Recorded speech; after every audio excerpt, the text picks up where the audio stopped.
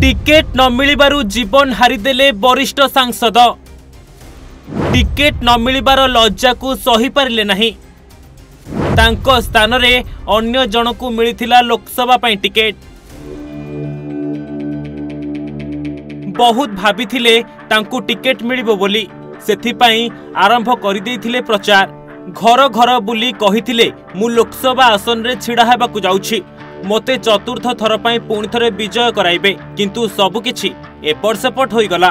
Ticket रो घोषणा जेतेबेले करागला सेतेबेले तालिका रे तांको ना स्थान रे आउ जनकर नाम थिला, जाहाकु सही पारिले नाही वरिष्ठ सांसद। आउ जीवन हारिदेबा भली गोटे चरम निष्पत्ति नै गले।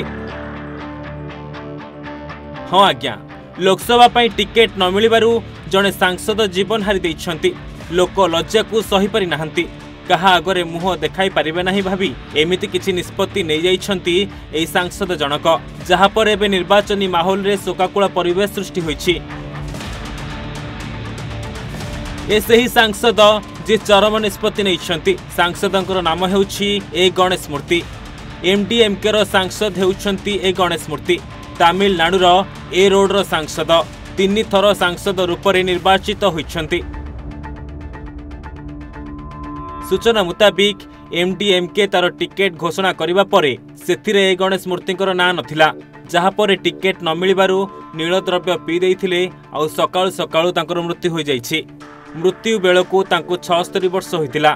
तबे मार्च 24 तारिख रे तांको गुरुतर अवस्था रे डाक्तरखाना रे भर्ती करा जाइथिला।